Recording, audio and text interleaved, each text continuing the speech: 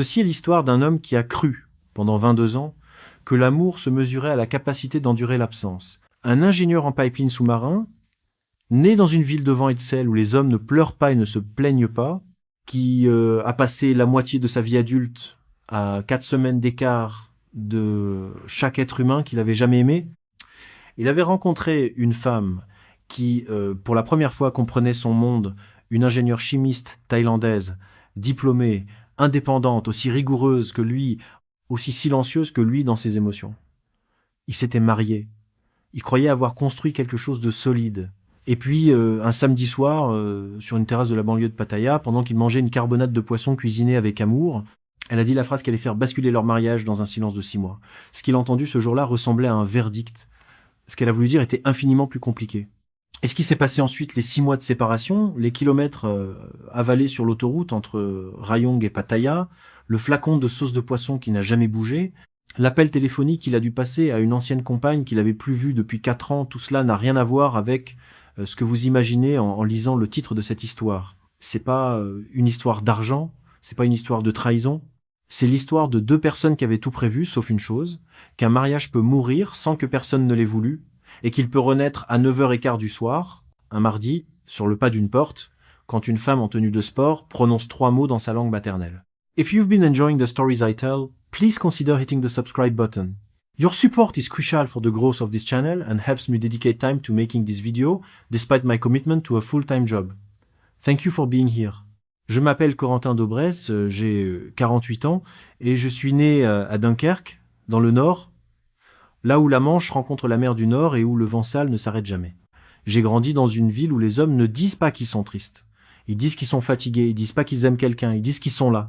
Mon père travaillait au chantier naval, et mon grand-père aussi, et quand j'ai eu 10 à 9 ans, j'ai fait tatouer sur mon avant-bras gauche les coordonnées du phare de Dunkerque, la latitude et la longitude en chiffres noirs, parce qu'à cet âge-là, j'étais sur le point d'embarquer pour ma première rotation en mer du Nord et que je voulais être sûr de pouvoir toujours retrouver le chemin du retour, même si je ne savais pas encore vers qui je rentrerais. Personne ne m'avait prévenu que le retour est une question plus difficile que le départ. J'ai passé 22 ans à faire ce métier. Ingénieur en pipeline sous-marin pour une grande société française d'infrastructures énergétiques. Au début, j'étais technicien de terrain, je descendais dans l'eau froide avec les plongeurs, je vérifiais les soudures, je changeais les joints sous pression à des profondeurs où le cerveau commence à envoyer des signaux étranges. Puis je suis devenu ingénieur de projet, puis ingénieur senior, mer du Nord, Afrique de l'Ouest, et depuis 4 ans, le golfe de Thaïlande et la mer d'Andaman, où je supervise la maintenance des pipelines de gaz de la compagnie nationale thaïlandaise. Le rythme s'appelle le 28-28. 28 jours sur une plateforme en pleine mer. 28 jours à terre. 4 semaines à voir les mêmes 6 hommes autour d'une table de cantine. À dormir dans une cabine d'1,80 m sur 2,10 m, à entendre le bourdonnement du générateur principal 24 heures sur 24, puis 4 semaines à terre à essayer de se souvenir comment on vit avec des gens normaux dans un monde où personne ne vous dit à quelle heure vous devez manger. Je gagne bien ma vie. Environ 7 800 € net par mois salaire, de base plus prime offshore, plus indemnité d'éloignement. Pendant les rotations en mer, la compagnie paie tout, logement, nourriture, transport. L'argent entre, l'argent ne sort pas. Au bout de 22 ans de cette arithmétique, on finit par accumuler une somme qui ressemble à celle d'un homme riche, sauf qu'on ne se sent pas riche. On se sent seulement fatigué. Dans mon appartement de Dunkerque, 2 pièces, loué à une infirmière qui me verse 680 €.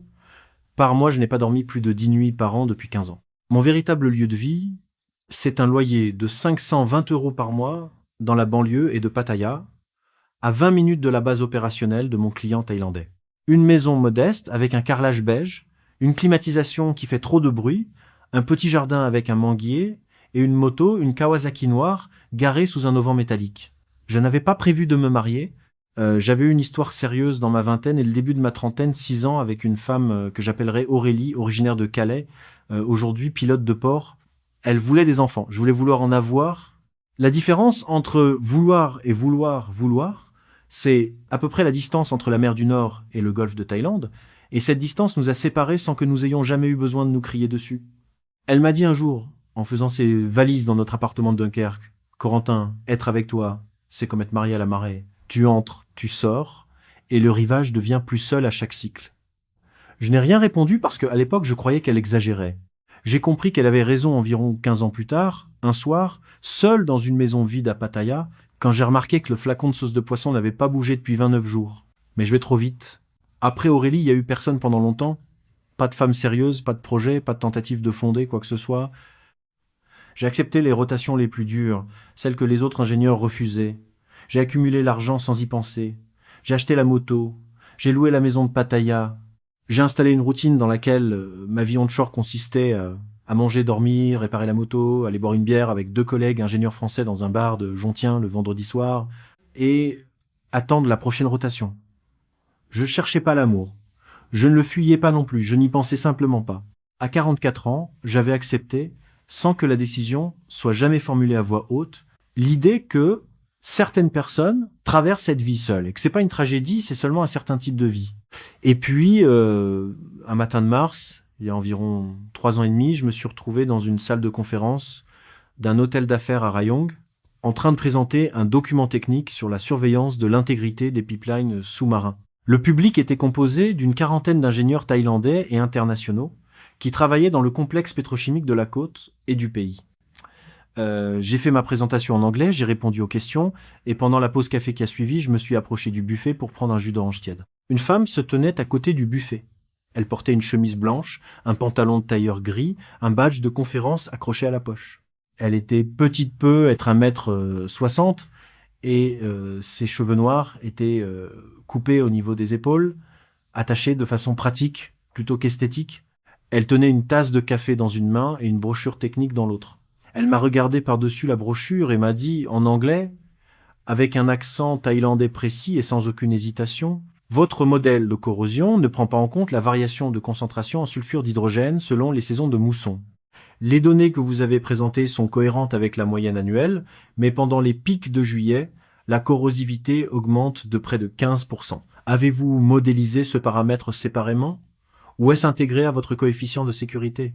J'ai posé mon jus d'orange sur la table. Dans les 22 années de ma carrière, aucune personne, homme ou femme, ingénieur ou technicien, thaïlandaise ou européenne ne m'avait posé cette question dans cet ordre, avec cette précision, à une pause café. La plupart des gens me parlaient du temps qu'ils faisaient. Les collègues posaient des questions polies. Les ingénieurs plus jeunes me demandaient des conseils de carrière. Cette femme venait de pointer, en une seule phrase, une faiblesse méthodologique dans mon modèle que je savais exister depuis 3 ans et que je n'avais jamais eu le courage de corriger parce que cela m'aurait obligé à refaire 6 mois de calcul. C'est intégré au coefficient de sécurité, ai-je répondu. Mais vous avez raison, ce n'est pas rigoureux. Il faudrait le modéliser séparément. Elle a hoché la tête. Cela m'intéresserait de voir les chiffres corrigés si vous publiez un jour une version révisée. Je peux vous les envoyer, ai-je dit. Si vous me donnez votre courriel. Elle a sorti une carte de sa poche. Ingénieur procédé, un complexe pétrochimique de MAP Tafut, filiale en aval du même client pour lequel je travaillais. Son nom était écrit en lettres latines et en caractères thaïlandais, Suphanika Ratanaporn, surnom Koi. Vous m'enverrez les chiffres, a-t-elle dit. C'était pas une question, c'était une confirmation opérationnelle. Puis elle s'est détournée et elle est retournée à sa session. Ce soir-là, dans ma chambre d'hôtel à Rayong, j'ai refait mes calculs. J'ai passé 3 heures à recalibrer le modèle de corrosion avec la variation saisonnière de sulfure d'hydrogène. Les résultats étaient plus mauvais que ce que j'avais publié de 4%. J'ai rédigé un courriel à Koi, j'ai joint les nouveaux graphiques et j'ai écrit « Vous aviez raison. Merci de l'avoir signalé. Cordialement, Corentin. » Elle a répondu le lendemain matin « Merci. Vos nouveaux chiffres sont plus honnêtes. » La plupart des ingénieurs ne corrigent pas leur modèle quand une étrangère les questionne à une pause café. Si vous êtes à Rayong la semaine prochaine, je peux vous montrer comment notre équipe modélise la variation saisonnière. Nous avons développé un algorithme qui pourrait vous intéresser. J'étais à Rayong la semaine suivante. Nous nous sommes retrouvés dans un restaurant de fruits de mer près du port, pas dans un bar, pas dans un endroit romantique, mais dans un restaurant familial où les tables étaient en plastique et où le poisson était frais. Elle avait apporté son ordinateur portable. Elle m'a montré leur algorithme. Nous avons discuté pendant 2 heures de métallurgie, de sulfure d'hydrogène, de protection cathodique et de la manière dont les ingénieurs thaïlandais et européens abordent différemment les problèmes de fatigue des matériaux. Elle a mangé des crevettes grillées. J'ai mangé du poisson entier au sel. Nous avons bu de l'eau. À la fin du repas, j'ai proposé de payer. Elle a sorti son portefeuille et a dit « Nous partageons, c'est un dîner professionnel ». Elle a payé sa moitié en liquide 500 bahts, ce qui fait à peu près 13 euros.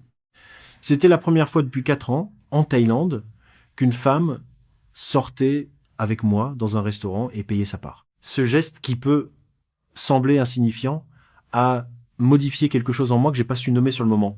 J'étais habitué à ce que ma simple présence de Pharaon en costume professionnel déclenche des comportements prévisibles.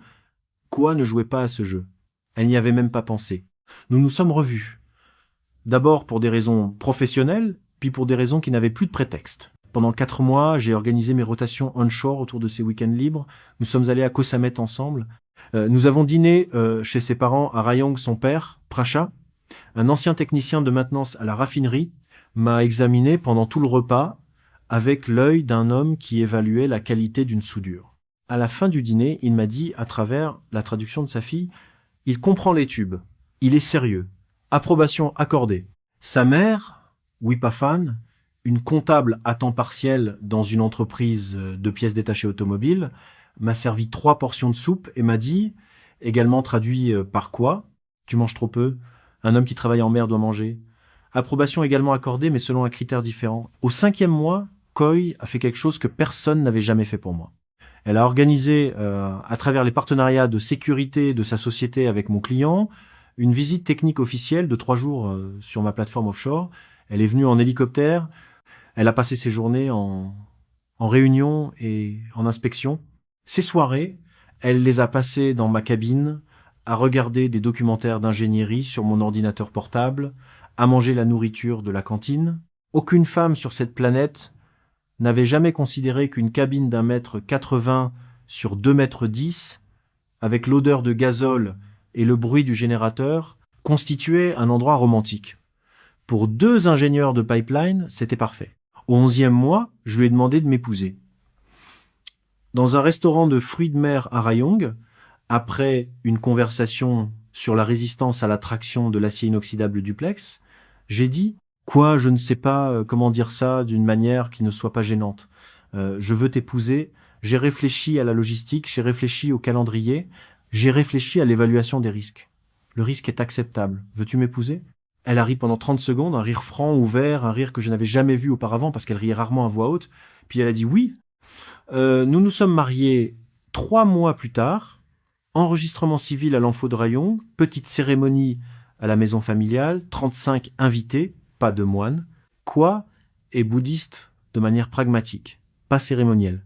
La dot traditionnelle thaïlandaise, le sinsod, a posé un petit problème parce que son père, Prasha, a d'abord refusé.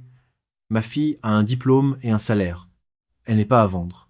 J'ai insisté pour payer 200 000 bahts, environ 5 700 euros, comme geste de respect, en précisant que la somme serait versée dans un fonds familial destiné aux soins médicaux futurs de Prasha. Il a accepté cette formulation. L'argent a été versé. La cérémonie a eu lieu. Quoi a porté une robe thaïlandaise, traditionnelle, en soie bleu-gris. Et elle a pleuré pendant les vœux, pas beaucoup, juste une fois, quand sa mère lui a noué autour du poignet un fil blanc béni par les moines du temple local. Nous avons construit une vie qui ne ressemblait pas à celle des autres couples franco-thaïlandais que je connaissais. Quoi ne dépendait pas de mon argent.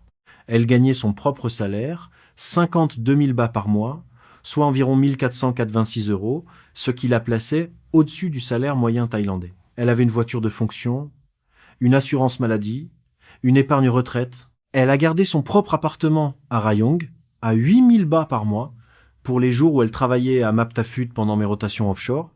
Elle payait son propre loyer, elle payait la contribution mensuelle à ses parents, environ 200 euros par mois prélevés sur son salaire. Nous avions un compte joint d'épargne alimenté par des versements symétriques de 10 000 bahts chacun par mois, soit environ 286 euros par personne. Nous partageons les courses quand nous étions ensemble. Chacun payait sa part quand nous étions séparés. Mon loyer de Pattaya était pour moi. Son loyer de Rayong était pour elle.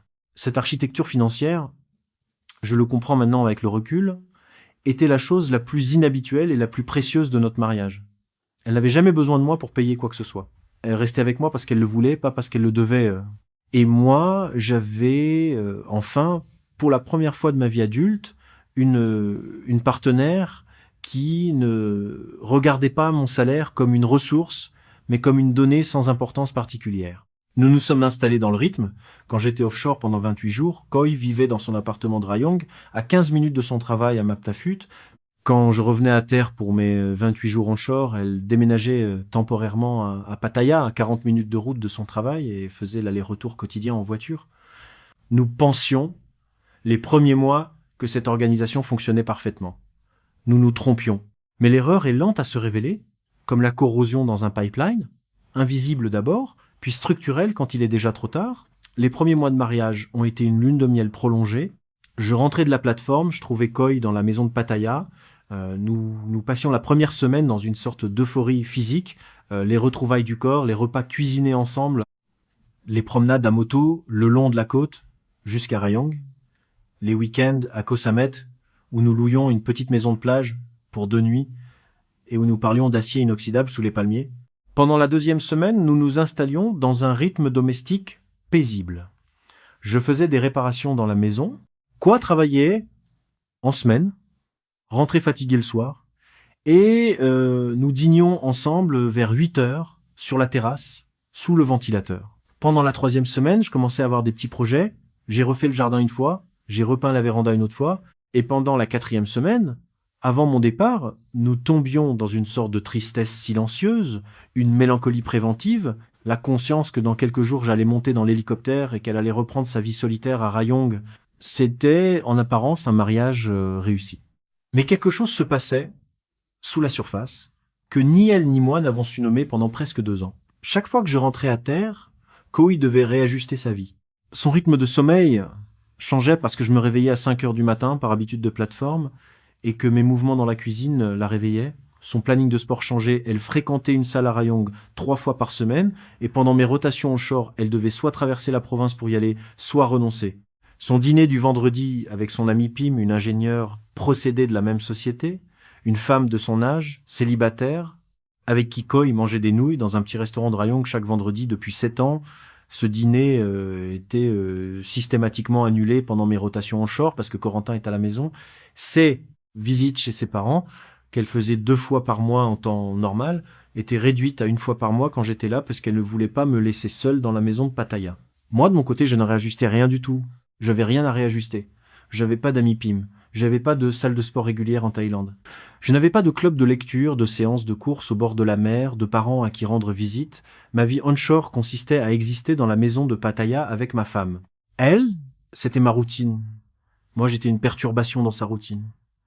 La dissymétrie était totale, et je ne l'ai pas vue. Il y a eu des signes. Il y a eu la question de la sauce de poisson.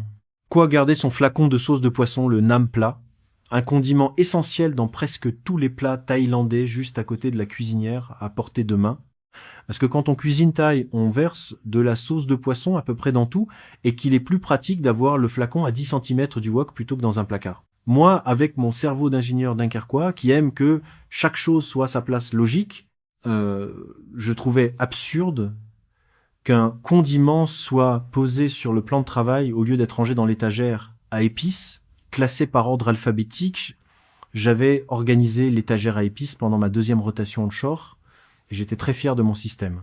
Donc, sans le dire à Koi, quand elle était à Rayong et que je réorganisais la maison pour occuper mes journées, je déplaçais le Nam Pla de la cuisinière vers l'étagère, classé sous N. Le vendredi soir, où elle arrivait de Rayong, fatiguée de sa journée, voulant préparer rapidement un curry, elle cherchait la sauce de poisson à côté de la cuisinière et ne la trouvait pas. Elle l'a retrouvée ensuite sur l'étagère, elle l'a ramenée à côté de la cuisinière, elle ne disait rien, je ne disais rien. Pendant la rotation suivante, je la déplaçais à nouveau, elle l'a ramenée à nouveau.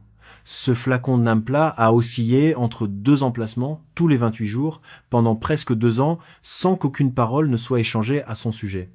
C'était un métronome silencieux qui mesurait la distance entre nos 2 conceptions de ce qu'est une cuisine.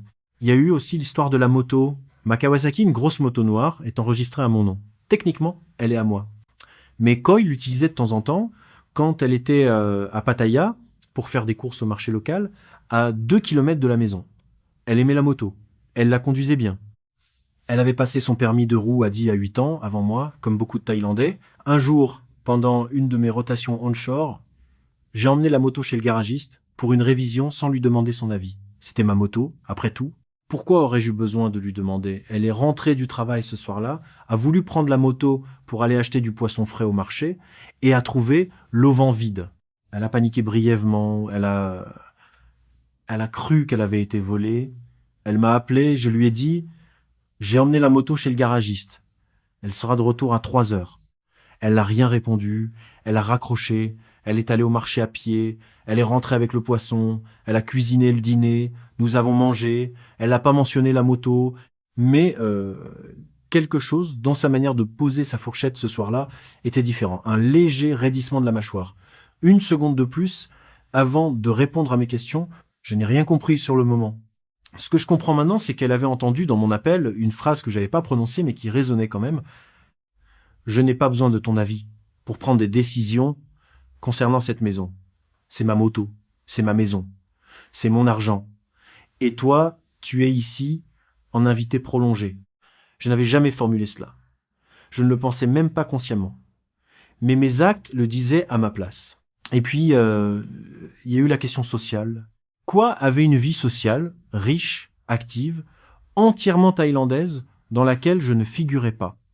Son ami Pim, sa collègue Nok, pharmacienne à Rayong, ses parents, visités régulièrement, sa sœur Fan, infirmière à l'hôpital de Rayong, sa salle de sport, son club de lecture mensuel, composé de 5 femmes thaïlandaises qui lisaient des romans en thaï et les discutaient autour de sommes, tam et de vin. Sa vie sociale existait pleinement, fonctionnellement, entièrement, sans moi. Quand elle m'a épousé, elle n'a pas ajouté son mari à sa vie. Elle a ajouté son mari à une vie qui était déjà complète. Moi, j'avais personne. Pas d'amis thaïlandais, pas de club, pas de routine sociale indépendante.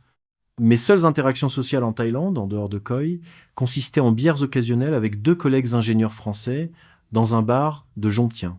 Point. Mon univers onshore était composé de 2 éléments. La maison et Kwa. Quand Kwa n'était pas là, il ne restait que la maison. Et la maison, sans Khoi, c'était 4 murs beiges, un ventilateur qui tournait trop lentement et le bruit lointain des motos qui passaient dans la rue. Cette dissymétrie, elle avait une vie avec moi dedans. Moi, j'avais Khoi à la place de la vie, c'est cela qui a fini par faire sauter le mariage. Et je n'ai compris qu'après coup, après 6 mois de solitude, après un appel téléphonique à une ancienne compagne à Calais, après avoir parlé à une femme que je n'avais plus entendue depuis 4 ans et qui m'a dit dans une langue que je comprenais enfin la vérité que j'avais refusé d'entendre toute ma vie d'adulte. Mais avant tout cela, il y a eu la soirée de la terrasse. C'était un samedi, j'étais en short depuis 10 jours, j'avais cuisiné une carbonate de poisson à la dunkerquoise, un plat de mon pays, des morceaux de cabillaud mijotés dans de la bière brune, avec des oignons et du pain d'épices. Quoi avait appris à aimer ce plat? Elle disait que c'était une manière de me rencontrer, de connaître d'où je venais. Nous avions dîné sur la terrasse, sous le ventilateur. Elle buvait un verre de vin blanc. Je buvais une singa. Le ciel, au-dessus de Pattaya, était de cette couleur particulière qu'il prend à la tombée de la nuit, un bleu-violet qui descend lentement, avec des traînées oranges au-dessus du golfe. On entendait, au loin, le bruit de la ville, les klaxons, une radio qui jouait de la musique thaïlandaise, le grondement d'un avion qui descendait vers l'aéroport du Tapao. J'ai dit, en remplissant à nouveau mon verre, quoi j'ai réfléchi au planning. Je peux demander une mutation à un poste à terre gestion de projet au bureau de Bangkok. Ce serait une baisse de salaire, probablement de 30%, mais je serais ici tous les jours. Fini les rotations. Je pensais que c'était la chose la plus romantique que j'avais jamais proposée à une femme. Je proposais de sacrifier 2340 € par mois. Je proposais de renoncer à la carrière offshore qui définissait mon identité professionnelle depuis 22 ans. Je proposais de faire de notre mariage le centre de ma vie au lieu d'une parenthèse de 28 jours entre 2 rotations. Quoi est restée silencieuse pendant un long moment. Elle regardait son verre. Puis elle a dit, sans me regarder, « Corentin, je ne suis pas sûr de vouloir que tu sois ici tous les jours. » La phrase a atterri dans la soirée comme une bride de tuyau qui tomberait sur le pont d'une plateforme. Il y a eu un silence.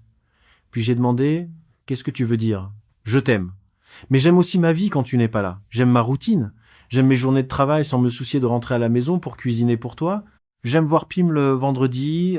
J'aime dormir au milieu du lit. J'aime être seule. » Elle a marqué une pause. Puis elle a continué.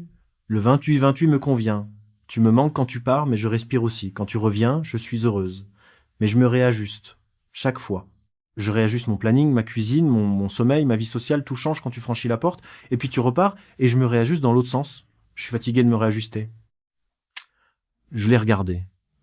Je venais de lui proposer de reconstruire ma carrière pour être avec elle, et sa réponse était que elle ne voulait pas plus de moi. Elle voulait la quantité actuelle. Peu, être moins. Tu es en train de me dire que tu n'as pas besoin de moi. Je suis en train de te dire que je n'ai pas besoin de toi ici tous les jours. J'ai besoin de toi dans ma vie, mais pas en train de remplir toute ma vie. Il y a une différence. Pour moi, ça ressemble à « tu n'as pas besoin de moi du tout ». Peut être que c'est vrai, peut être que c'est acceptable, peut être qu'un mariage n'est pas obligé d'être construit sur le besoin. La conversation a continué pendant encore 1 heure. Ce n'était pas une dispute au sens classique, nous ne crions pas, nous ne claquions pas les portes, nous ne disions pas de choses cruelles. Nous sommes tous les deux ingénieurs. Nous argumentons en paragraphes structurés. Mais ce que nous avons découvert ce soir-là, sur cette terrasse, sous ce ventilateur, c'est que nos 2 conceptions du mariage étaient fondamentalement incompatibles. Pour moi, un mariage était une fusion. 2 vies deviennent une seule vie, les partenaires s'orientent l'un vers l'autre, la présence est la preuve de l'engagement, l'absence est le problème. La solution à un mariage affaibli par l'absence, c'est plus de présence. Pourquoi un mariage était un partenariat entre 2 personnes complètes? Chacun conservait son identité, sa routine, son indépendance. La présence avait de la valeur à dose mesurée. L'absence n'était pas un problème, c'était un espace pour respirer. La solution à un mariage tendu par les cycles de réajustement n'était pas plus de présence, mais un meilleur équilibre.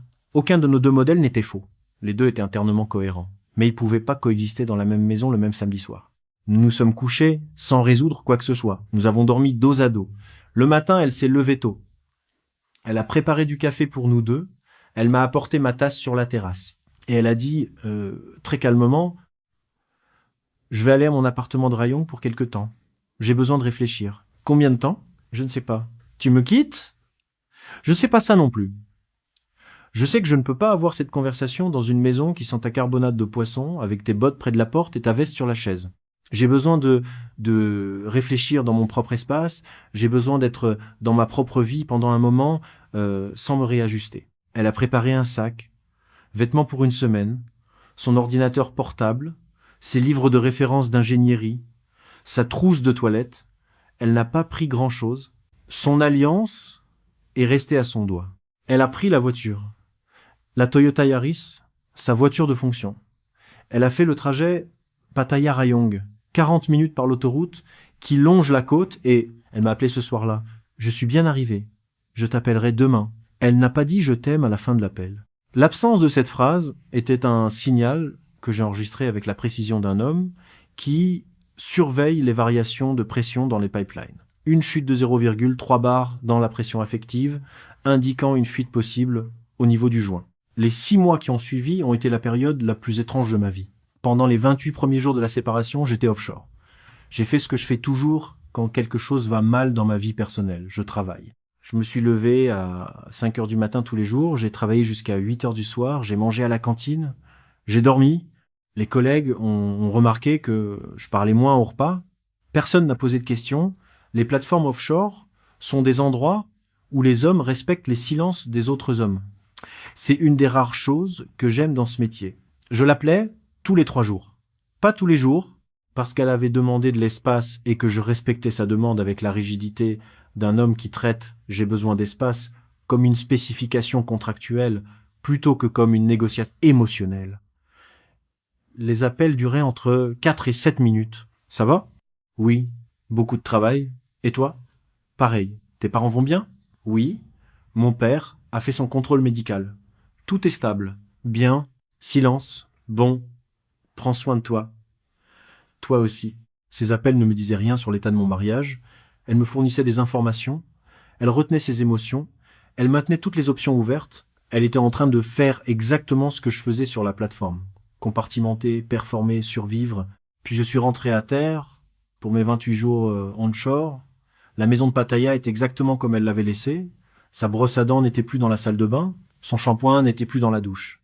Ses chaussures de course avaient disparu du placard de l'entrée. Mais la sauce de poisson était toujours à côté de la cuisinière, exactement là où elle l'avait posée avant de partir. Je ne l'ai pas déplacée. Je veux que vous compreniez ce que cela signifie. Pendant 2 ans, tous les 28 jours, j'avais déplacé ce flacon de sauce de poisson vers l'étagère à épices. C'était devenu un tic, un rituel d'occupation de la maison vide, une manière d'imposer mon ordre à un espace qui, en l'absence de Koi, retombait dans un désordre que je jugeais inacceptable. Et là, pendant 6 mois, ce flacon est resté à côté de la cuisinière, sans que je le touche. Je passais devant plusieurs fois par jour, je voyais le flacon. Je le laissais. C'était pas par paresse, c'était pas par nostalgie, c'était quelque chose de plus précis, de plus difficile à formuler. Déplacer ce flacon aurait été un acte d'effacement. Cela aurait signifié « elle ne reviendra pas, donc je peux réorganiser la cuisine selon ma logique ». Le laisser à sa place, c'était un acte de foi. Cela signifiait « elle reviendra, et quand elle reviendra, la sauce de poisson sera là où elle l'a laissée ». Je passais les journées dans la maison à attendre quelque chose qui ne venait pas. Je me suis mis à cuisiner des plats de plus en plus simples, d'abord des pâtes, puis du riz, puis des plats surgelés réchauffés au micro-ondes. Cuisiner pour une seule personne me paraissait une défaite que je n'arrivais pas à digérer. J'ai arrêté de cuisiner la carbonate de poisson. J'ai arrêté d'allumer le ventilateur de la terrasse. Je mangeais dans la cuisine debout, en regardant le flacon de sauce de poisson. Au bout du 2e mois, j'ai fait quelque chose que je n'aurais jamais cru que je ferais. J'ai pris la Kawasaki. J'ai roulé jusqu'à Rayong. Et je me suis garé dans la rue, en face de l'immeuble de Quoi. J'ai regardé sa fenêtre 4e étage. Appartement d'angle, avec le petit jardin d'herbe aromatique sur le balcon que je connaissais par cœur pour y avoir arrosé du basilic taillis des dizaines de fois quand nous passions des week-ends chez elle au début de notre relation. La lumière était allumée, je suis resté assis sur la moto pendant 12 minutes, je n'ai pas sonné, je n'ai pas appelé, je n'ai pas envoyé de message, je suis reparti vers Pattaya. Sur l'autoroute, la pluie a commencé à tomber, une pluie tropicale chaude et lourde. J'ai pas mis mon casque intégral, j'ai laissé la pluie me tremper, j'ai pensé à rien, ou peu, être à tout. Au 3e mois, j'ai pris une décision qui m'a coûté plus de courage que 22 ans de rotation offshore. J'ai sorti mon téléphone, j'ai fait défiler mes contacts jusqu'à un nom que j'avais pas appelé depuis 4 ans, et j'ai composé le numéro. Aurélie, c'est Corentin. Long silence. Mon Dieu, tu es vivant. À peine. J'ai besoin de te demander quelque chose. Vas-y. Aurélie, mon ex-compagne de 6 ans, la femme que j'avais quittée à 35 ans parce que je voulais vouloir des enfants, la pilote de port de Calais, la dernière personne qui m'avait vraiment connu avant que je ne devienne un homme qui vit entre une plateforme offshore et une maison louée à Pattaya. Quand tu m'as quitté, quand le 28-28 nous a tués, est-ce que c'était parce que j'étais pas assez présent? Ou parce que j'étais trop présent quand j'étais là? Elle est restée silencieuse pendant 8 secondes, puis elle a dit les deux. Tu rentrais de la plateforme et tu essayais de remplir chaque heure. Tu réorganisais ma cuisine. Tu planifiais des activités. Tu voulais parler, manger ensemble, être ensemble chaque minute. Et moi, je m'étais tellement habitué à être seul que ta présence me faisait l'effet d'une invasion aimante. Mais quand même. Et tu ne pouvais pas me le dire. Je te l'ai dit. Tu l'as entendu comme « elle ne m'aime pas ». Je le pensais comme « je t'aime différemment de la manière dont tu m'aimes ». Tu n'as pas pu entendre la différence. Je ne peux toujours pas. Alors apprends. Parce que ce qui se passe avec ta femme Taï, je devine qu'il se passe quelque chose, sinon tu m'appellerais pas après 4 ans, le problème n'est pas elle. Le problème, c'est que tu sais pas comment aimer quelqu'un sans le consommer. Le mot m'a frappé comme un coup de poing. Consommer, pas aimer. Consommer. Comme si l'autre personne était une ressource, un carburant, quelque chose qu'on brûle pour alimenter son propre besoin de ne pas être seul. Nous avons parlé encore 20 minutes. Elle m'a raconté sa vie, son mariage avec un capitaine de remorqueur, ses 2 enfants, sa maison à Calais, la normalité tranquille qu'elle avait construite sans moi. Elle n'a montré aucune amertume. Elle m'a même souhaité bonne chance avec ma femme Taï en disant « Si elle est revenue dans ta vie après t'avoir quitté, c'est peu. Être parce que je cherche quelque chose que les autres hommes ne peuvent pas lui donner. Essaye de trouver ce que c'est et de le lui donner, sans la consommer. » J'ai raccroché, j'étais assis sur la terrasse de Pattaya, le ventilateur ne tournait pas, le flacon de sauce de poisson était visible depuis ma chaise, à travers la porte ouverte de la cuisine. J'ai regardé pendant longtemps, je pensais à ce que venait de dire Aurélie, je pensais au mot « consommer », je pensais à toutes les fois où j'avais déplacé ce flacon sans demander à Koi, à toutes les fois où j'avais emmené la moto chez le garagiste sans lui demander, à toutes les fois où j'avais rempli ses soirées de mes projets, de mes repas, de mes films, de mes désirs, sans laisser d'espace pour les siens. J'avais épousé une femme complète, et pendant 2 ans j'avais essayé, sans m'en rendre compte, de la rendre un peu moins complète. Pas par méchanceté, pas par domination consciente, simplement parce que je ne savais pas comment être avec quelqu'un sans vouloir, en même temps, devenir le centre de sa vie. Pendant les 3 mois suivants, j'ai fait 2 choses. D'abord, j'ai continué à appeler Kwa tous les 3 jours. Les appels sont restés courts, mais ils ont changé. Je lui posais des questions sur sa vie, pas sur sa santé. Je lui demandais ce qu'elle lisait en ce moment, comment allait Pim, si elle avait couru le week-end. Je lui parlais plus de moi. Je l'écoutais parler d'elle, et parfois, au bout d'un appel, elle disait « Merci d'avoir demandé, personne ne me pose ces questions ». Et je me rendais compte, avec une honte qui m'accompagnait longtemps, que je ne lui avais jamais posé pendant les 2 années où nous vivions ensemble. Ensuite, j'ai fait quelque chose que Koy m'avait suggéré en passant plusieurs mois avant notre séparation et que je n'avais jamais pris au sérieux. J'ai rejoint un club de plongée à Rayong. Son frère Ton, l'inspecteur qualité à Maptafut, plongeait en loisir et m'avait parlé de ce club plusieurs fois. J'étais jamais allé parce que mes week-ends appartenaient à Koy. Mais, pendant cette séparation, j'ai pris rendez-vous, j'ai passé l'examen de certification et j'ai commencé à plonger 2 samedis par mois. J'ai rencontré d'autres membres du club, un dentiste thaïlandais, un couple d'Allemands retraités, un jeune ingénieur japonais. Nous plongions ensemble sur les épaves au large de la côte. Je ne parlais pas beaucoup, mais je n'étais plus seul. Pour la première fois depuis 4 ans en Thaïlande, j'avais une vie sociale indépendante.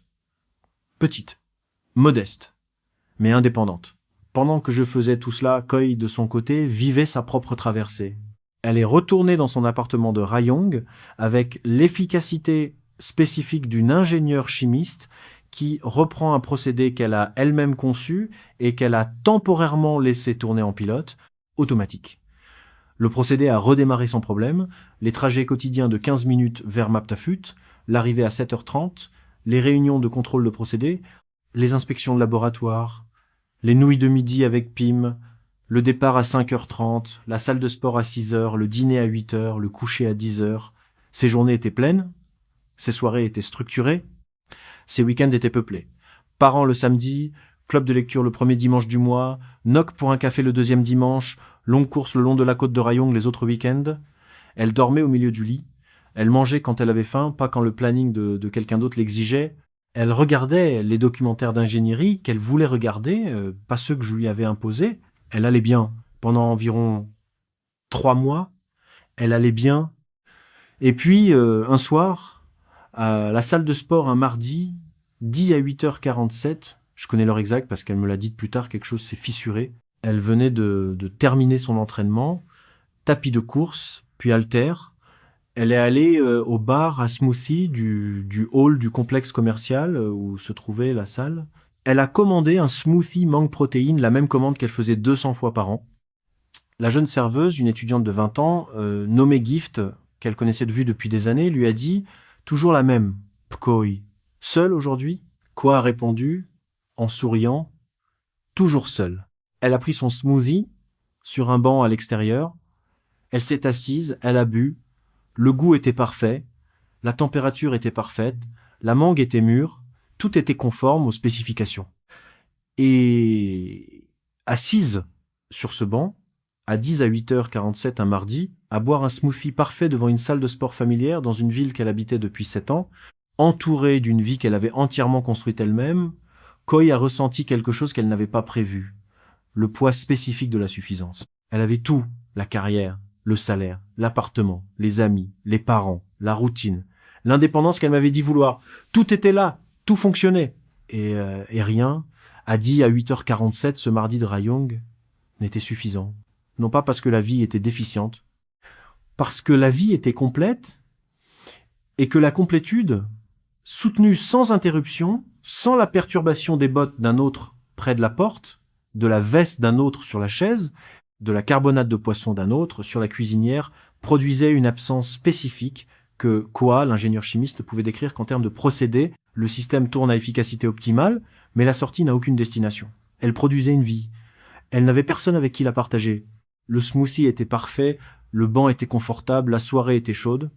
La carbonate de poisson lui manquait. Ce soir-là, elle a rien dit à personne. Elle est rentrée chez elle, elle a dormi. Le lendemain, elle est allée travailler. Mais une semaine plus tard, au déjeuner du vendredi avec Pim, autour des nouilles, qui était le rituel de leur amitié depuis 7 ans, Koy a dit « Pim, il me manque ». Pim, qui avait écouté pendant 4 mois le manifeste d'indépendance de Kwa avec la patience sceptique d'une amie qui savait ce qui allait arriver, a répondu « Je sais, je lui ai dit que j'avais pas besoin de lui ». C'était vrai à l'époque. Mais maintenant, je me sens comme une maison qui a tout, sauf quelqu'un à l'intérieur. Alors pourquoi tu ne lui dis pas? Parce que je suis la personne qui lui a dit qu'elle n'avait pas besoin de lui. Si je reviens maintenant et que je lui dis que si j'ai besoin de lui, qui suis-je? Quelqu'un qui a changé d'avis? Quelqu'un de faible? Tu es quelqu'un qui aime son mari et qui a peur de l'admettre. La phrase a atterri. Quoi a mangé ses nouilles? Pim a mangé les siennes. Le rituel du vendredi a continué. Mais quelque chose avait été dit à voix haute pour la première fois. Et une fois qu'une phrase a été prononcée à voix haute, elle ne peut plus être retirée. L'isolement, que Coy avait d'abord vécu comme une libération, a commencé à se manifester physiquement. Elle dormait mal, pas d'insomnie, mais ce sommeil fragmenté et superficiel d'un corps qui s'est habitué au poids d'un autre corps de l'autre côté du matelas et qui maintenant enregistre cette absence comme une alarme de faible intensité. Elle a perdu 3 kilos, pas par intention, mais par cette perte d'appétit spécifique qui accompagne une tension émotionnelle soutenue. Ses performances à la salle de sport ont plafonné, les chiffres du tapis de course ont baissé, les haltères lui paraissaient plus lourds, le smoothie post-entraînement avait un goût d'obligation plutôt que de récompense. Au travail, sa concentration tenait le coup, elle était trop professionnelle pour laisser sa détresse personnelle affecter les spécifications de procédés des pipelines. Mais son collègue Nat, ingénieur senior de procédés, 43 ans, son mentor informel, a remarqué quelque chose pendant une inspection d'usine. Quoi, habituellement, tu relèves la jauge de pression à 10 à 7,3. Aujourd'hui, tu as écrit 10 à 7,5. Petite différence mais fausse. L'erreur était triviale. Un écart de 0,2 bar sur une lecture non critique. Mais Coy ne faisait jamais d'erreur triviale. Elle n'en avait jamais fait en 7 ans de carrière. Ce 0,2 était un signal. Le procédé tourne, mais l'opératrice est distraite. Elle a corrigé la lecture, elle n'a rien dit à Nat sur la raison. 3 semaines plus tard, elle a appelé sa mère. C'était un dimanche après-midi. Wipafan, la comptable, la pragmatique, la femme qui avait épousé un technicien de raffinerie et qui avait élevé 3 enfants à l'ombre des cheminées pétrochimiques, a écouté. Maman, j'ai fait une erreur. J'ai dit à Corentin que j'avais pas besoin de lui. Maintenant, je sais que c'est pas vrai. J'ai besoin de lui. Mais je sais pas comment lui dire. Parce que c'est moi qui suis parti. Wipafan a réfléchi longtemps avant de répondre. Puis elle a raconté une histoire à sa fille. Une histoire que Coy n'avait jamais entendue. Parce que certaines histoires attendent le bon moment pour être dites. L'histoire disait que un jour, il y a très longtemps, quand Coy était petite, Prasha avait accepté un contrat d'1 an sur un chantier à Koh Samui. Il était parti pour 1 an. Wipafan était resté seul avec les enfants à Rayong. Quand Prasha était rentrée, Wipafan n'avait rien dit pendant les premiers jours. Elle était polie, distante, professionnelle. Puis un soir, elle avait dit à son mari « Ne repars plus ». Prasha avait répondu « Si tu as besoin que je reste, dis-le-moi ». Wipafan avait dit « J'ai besoin que tu restes ». Prasha était resté. Il était resté pendant 26 ans. Il était toujours là. C'est pas une question de faiblesse, ma fille. C'est une question de vérité. Tu peux être forte et avoir besoin de quelqu'un. Les deux ne se contredisent pas. Tout le monde croit le contraire, mais c'est faux. Quoi, raccroché, elle est restée longtemps assise sur son canapé, dans l'appartement de Rayong, à regarder le plafond, le jour a baissé, elle n'a pas allumé la lumière. Le lendemain soir, un mardi, à 20h, elle m'a appelé. J'étais à Pattaya, dans ma rotation onshore, en train de manger un plat surgelé réchauffé au micro-ondes. Corentin. Quoi? Est-ce que je peux venir te voir? Un silence.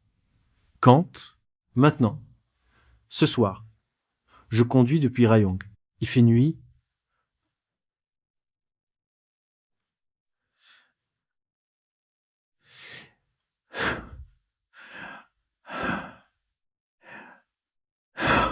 Je sais. Un autre silence. Puis j'ai dit, d'une voix qui m'a paru venir de très loin, d'accord. Elle a conduit. L'autoroute qui va de Rayong à Pattaya est droite, plate, mal éclairée. C'est la Thaïlande industrielle, la nuit des raffineries, des camions, la lueur orange du complexe de Maptafut qui rétrécissait dans son rétroviseur alors qu'elle roulait vers l'ouest. Elle a roulé la Toyota Yaris à 110 km/h. Elle n'a pas mis de musique. Le seul son était le moteur, la climatisation et sa propre respiration. De mon côté, pendant cette heure qu'elle m'était arrivée, j'ai fait une chose étrange. J'ai allumé toutes les lumières de la maison. La lumière de la terrasse, la lumière de la cuisine, la lumière du couloir, la lumière de la chambre, la lumière de la salle de bain, la lumière du jardin, que je n'allumais jamais. Je ne sais pas pourquoi je l'ai fait. Je ne savais pas à l'époque.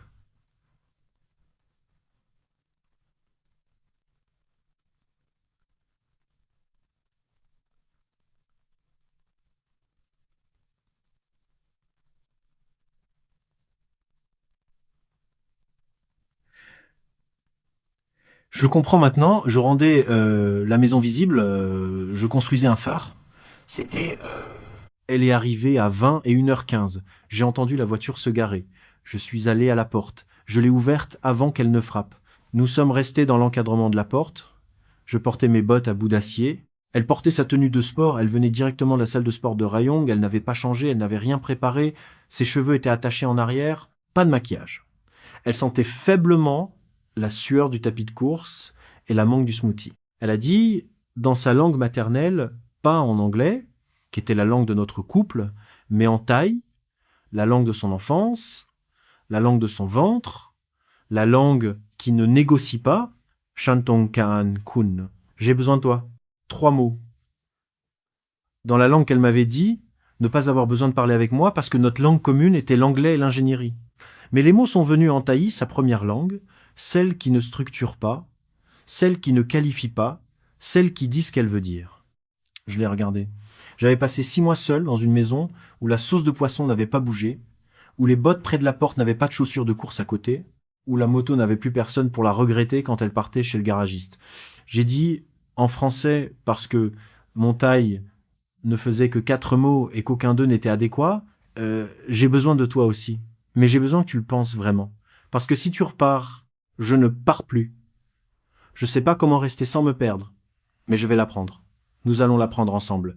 Je suis ici. Je suis revenu. Je me suis écarté. Elle est entrée. Elle a posé son sac sur la chaise où ma veste traînait toujours, maintenant vide. Elle est allée dans la cuisine. Elle a vu le flacon de sauce de poisson à côté de la cuisinière. Elle l'a regardé. Elle m'a regardé. Elle a dit, très doucement, « Tu ne l'as pas déplacé. » Non. Elle a pas pleuré. Elle est ingénieure chimiste à Rayong. Elle traite ses émotions par système, pas par larmes. Mais ses yeux étaient brillants. Et la brillance disait ce que la phrase thaï avait dit, « Je vois ce que tu as fait, je vois ce que tu n'as pas fait. » Le flacon qui est resté là où je l'avais posé est la chose la plus honnête de cette maison. Elle a ouvert le réfrigérateur, elle a sorti des ingrédients, poulet, galanga, citronnelle, lait de coco, les mêmes ingrédients qu'elle avait cuisinés 1000 fois. « Qu'est-ce que tu fais ?» j'ai demandé. « Tom Kagei, tu as mangé un plat au micro-ondes, c'est inacceptable. » J'ai ri. C'était le premier vrai rire dans la maison de Pattaya depuis 6 mois. Le son a rempli la cuisine, comme le son du générateur principal qui démarre remplit une plateforme offshore, la confirmation que le système est en vie. Elle a cuisiné. Je me suis assis à la table de la cuisine, la soupe a mijoté, la vapeur de coco a rempli la pièce, le flacon de sauce de poisson est resté à sa place. La semaine qui a suivi a été à la fois la plus douce et la plus difficile de notre mariage. Nous ne sommes pas retombés dans l'ancien rythme. Quoi a insisté, et moi, éduqué par l'appel téléphonique à Aurélie et par 6 mois de pédagogie de la maison vide, j'ai accepté que le mariage avait besoin d'une nouvelle architecte, pas l'ancien 28-28 avec ses oscillations présence totale, absence totale, quelque chose de structuré, quelque chose qui respecterait à la fois mon besoin de présence et son besoin de souveraineté. Nous avons négocié ce nouvel arrangement pendant 4 soirées, nous avons tout écrit dans un document partagé sur son ordinateur portable, parce que nous sommes des ingénieurs, et que c'est comme cela que nous résolvons les problèmes. Le document s'appelait « Avec l'humour particulier de quoi, protocole conjugal version 2.0 ». Je me souviens d'avoir ri quand elle a tapé le titre. Nous écrivons une spécification d'ingénierie pour notre mariage. Nous sommes ingénieurs. Les autres couples vont en thérapie. Les autres couples ne savent pas ce qu'est une soupape de décompression. Nous, oui. Ceci est notre soupape de décompression. Le nouvel arrangement était précis. Quoi garder son appartement de Rayong ? Elle y vivait du lundi au mercredi 15 minutes de trajet pour son travail. Elle conduisait jusqu'à Pattaya le jeudi soir et restait jusqu'au dimanche. Moi, j'avais la maison de Pattaya. Pendant mes rotations offshore, elle vivait à Rayong à plein temps. Pendant mes rotations onshore, nous avions 3 jours seuls, chacun elle à Rayong du lundi au mercredi, moi à Pattaya, et 4 jours ensemble du jeudi au dimanche. Les vendredis soirs appartenaient à quoi ? Nouilles avec Pim à Rayong, non négociable. Ce qui signifiait que Koi quittait Pattaya le vendredi en fin d'après-midi, conduisait jusqu'à Rayong, dînait avec son ami, dormait dans son propre appartement et revenait à Pattaya le samedi matin. Les samedis matins m'appartenaient. Tour en moto, seul, non négociable. La cuisine était sa souveraineté. L'emplacement du flacon de sauce de poisson, à côté de la cuisinière, l'étagère à épices, pas classée par ordre alphabétique, L'agencement des placards, son système, je pouvais contribuer à la cuisine mais je ne réorganisais pas. Sur le plan social, Coy maintenait son club de lecture, sa routine de sport, ses visites à ses parents, selon son propre planning. De mon côté, je développais une vie sociale thaïlandaise indépendante, le club de plongée, que j'avais commencé pendant la séparation et que je continuais. Une fois par mois, j'allais plonger avec mon beau-frère Ton. Pour la communication pendant les rotations offshore, nous nous étions mis d'accord sur un contact quotidien minimum de 5 minutes, avec un appel plus long par semaine d'au moins 30 minutes. Le contenu ne devait pas être seulement logistique.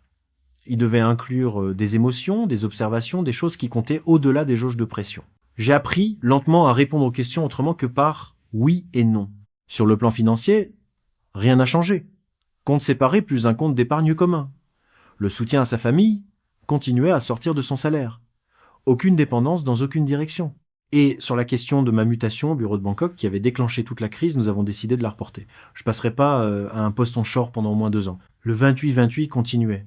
Mais avec le nouvel arrangement du jeudi au dimanche, ma rotation onshore était divisée. 3 jours seuls du lundi au mercredi, 4 jours ensemble du jeudi au dimanche. Les cycles de réajustement étaient réduits parce que les changements étaient plus petits. Ce soir, je vous écris depuis la terrasse de la maison de Pattaya. Nous sommes un jeudi. Il est dit à 9h40. La carbonade de poisson mijote sur la cuisinière, j'ai recommencé à la cuisiner, après avoir passé 6 mois à ne manger que des plats surgelés. Le flacon de sauce de poisson est à côté de la cuisinière.